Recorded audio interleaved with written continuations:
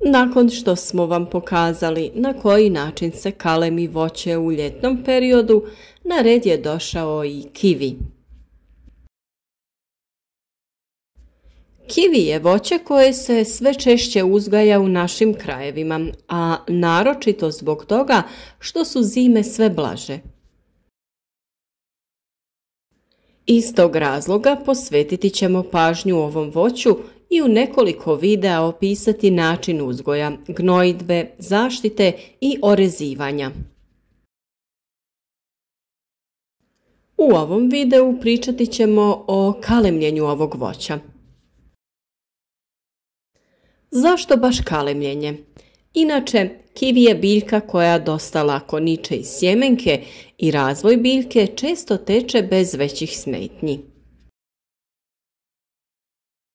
Svako može kupiti plod kivija i uzeti sjeme, posijati ga i dobiti će sadnice koje se dobro razvijaju. Međutim, treba biti svjestan da je kivi dvospolna voćka, odnosno postoje voćke koje cvjetaju i donose plodove, a postoje voćke koje imaju ulogu oplodnje i one ne donose plodove.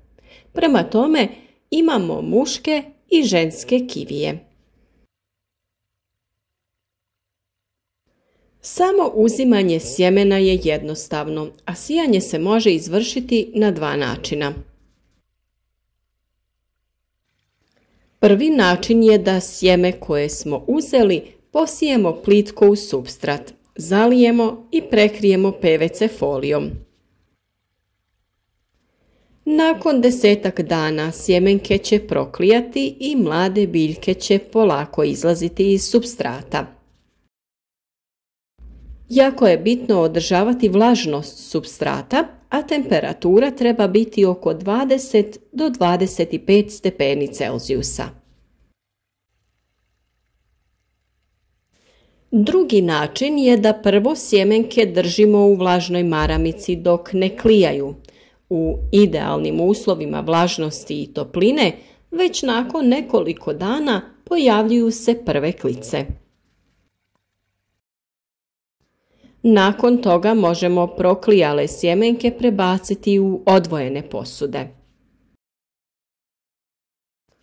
Ovako posijane biljke ćemo njegovati, prihranjivati i zalijevati prvu godinu, a u drugoj godini ćemo izvršiti kalemljenje. Da bi imali voćku koja daje plodove i ima mogućnost oplodnje, potrebno je izvršiti oplemenjivanje, odnosno kalemiti sadnicu koja je dobivena sijanjem. Kako prepoznati muški i ženski kivi? U toku proljeća ili ljeta, kada biljke imaju plodove, tada je jednostavno. Biljke koje imaju plodove su ženske, a one koje su bez plodova, iako su imale cvjetove, su muške. Prepoznavanje različitog spola kivija ćemo opisati u nekom od sljedećih videa o kiviju. Kalemljenje ćemo izvršiti tako da ćemo na jednu sadnicu kivija, za koju ne znamo da li je muška ili ženska, kalemiti 2 pupa, koja smo skinuli sa jednogodišnjih izdanaka. Izbor izdanaka za uzimanje pupova je najbolje uraditi ljeti, kada se vidi na kojoj biljci imamo plodove, a na kojoj nemamo. Upravo to je i vrijeme kada se kivi lako može ukalemiti, na način da se prenese pupoljak sa korom. Kalemljenje na ovaj način je dosta uspješno i u većini slučaja uspijeva. Naša podloga koju smo dobili sijanjem razvila se u saksiji i idealne je debljine za kalemljenje. Najpogodniji su izdanci debljine oko 7 mm.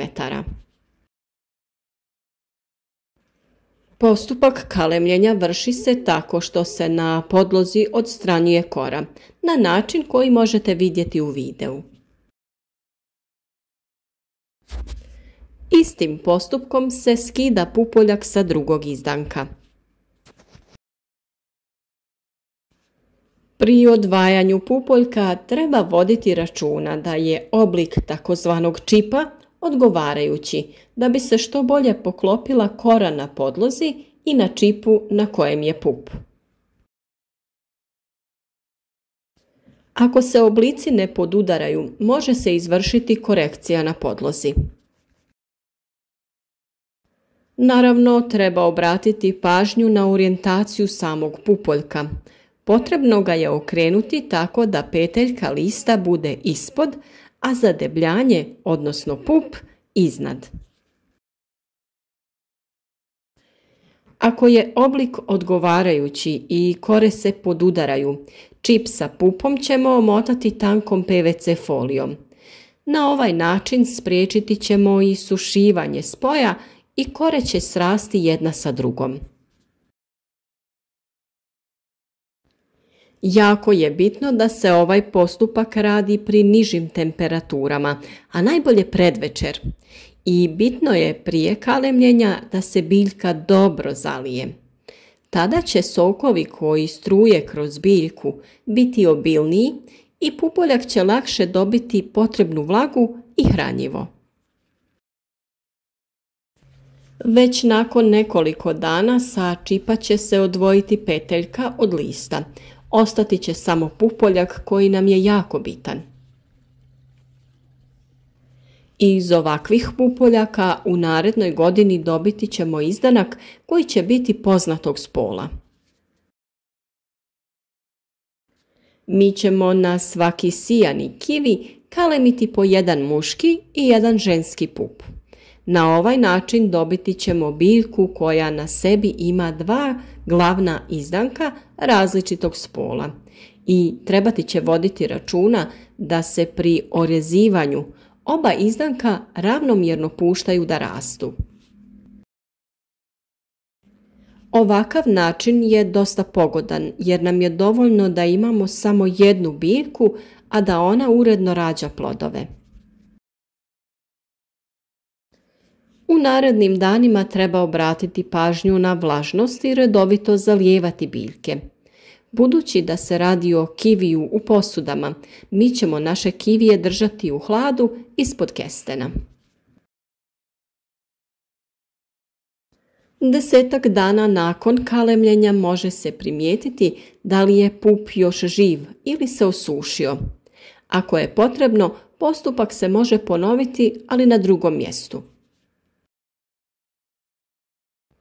Ovakav način kalemljenja najbolje je primijeniti u ljetnom periodu kada je najintenzivniji razvoj izdanaka, a osim toga lako je prepoznati spol kivi izdanka. Jednostavnost razmnožavanja putem sjemena kod kivija omogućava lak način dolaska do sadnog materijala. Bitno je pravilno uraditi kalemljenje i na taj način osigurati dobivanje biljke koja će donositi plodove. Vjerovatno smo se svi susretali sa biljkama koje nemaju plodove. To često zna biti dosta frustrirajuće, ali ne treba odustati od biljaka i iskrčiti ih, već ih treba pokušati oplemeniti. Zbog toga i snimamo naše videe sa željom da uputimo ljude i naučimo ih kako da uzgoj biljaka bude uspješniji, odnosno da dobivamo što ukusnije i zdravije plodove. Naš rad podržite i označite ovaj video sa like, a ako vam je bio koristan, podijelite ga sa prijateljima na društvenim mrežama.